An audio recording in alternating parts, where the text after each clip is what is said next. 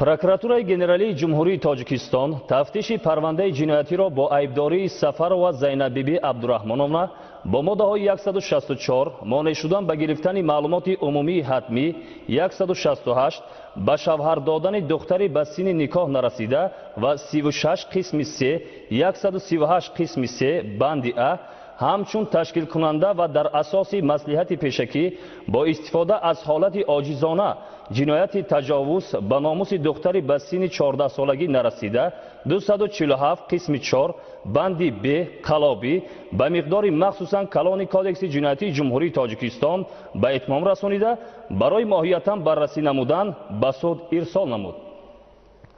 тафтиши пешакӣ ба Сафарова Зайнабиби дар он хусус айб эълон намудааст ки ӯ дидаву дониста ба идомаи таҳсили духтари хурдсолаш Сафарова Миҷгона Муродовна ки соли 2008 синфи 4-уми мактаби миёнаи рақами 9 шаҳри Хуҷандро ба этмом расонида буд, бо мақсади дар оянда ӯро ба марди сарватманд ба шавҳар додан аз 1 сентябри соли 2009 монеъ шудааст.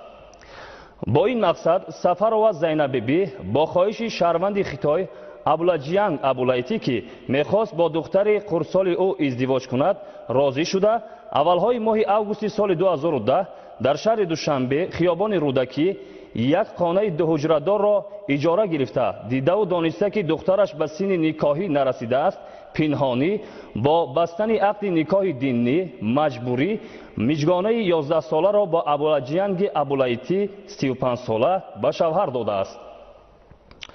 минбаъд Абуладжиянг Абулайти бо истифода аз ҳолати оҷизонаи миҷгона маҷбуран бо истифодаи зӯроварӣ мунтазам бо ӯ алоқаи ҷинсӣ намуда ӯро ҳомиладор кардааст. Сафарова Зайнабиби ва Абуладжиянг Абулайти аз ин ҳолат воқиф гардида бо мақсади ошкор нагардидани амалҳои ҷиноии худ Сафарова Миҷгонаро ба шаҳри Душанбе оварда дар таваллудхонаи рақами 1 шаҳри Душанбе исқоти ҳамл кардааст. Сафарова Миҷгона бо чунин муносиботи таҳқиромез тоб наоварда соли 2013 ба Прокуратураи Генералии Ҷумҳурии Тоҷикистон бо ариза оид ба андешидани чораҳои қонунӣ нисбати модараш ва шаҳрванди Ҷумҳурии Халқии Хитой муроҷиат намуд.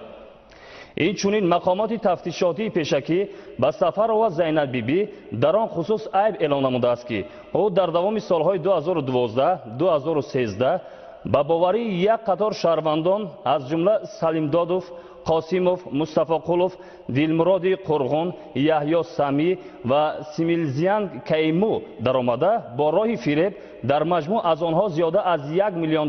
амрикоӣ тасарруф намуда бо номбурдагон дар шакли махсусан калон зарари моддӣ расонидааст.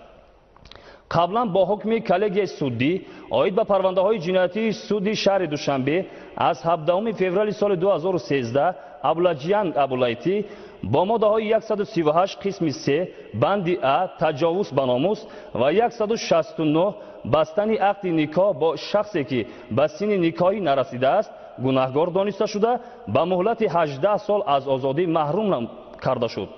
бо ҳукми коллегияи суддӣ оид ба парвандаҳои ҷиноятии суди шаҳри Душанбе аз 16 сентябри соли 2015 Сафарова Зайнабиби бо айбҳои ба ӯ эълон шуда пурра гунаҳгор дониста шуда ба ӯ ҷазо дар намуди маҳрум сохтан аз озодӣ ба муҳлати 29 солу 8 моҳ ва ҷарима ба миқдори 1000 нишондиҳанда барои ҳисобҳо, инчунин аз ҳисоби судшаванда ба фоидаи 7 нафар ҷабрдидаҳо рӯёндани маблағҳои зарари ба онҳо расонида шуда маҳкум карда шуд.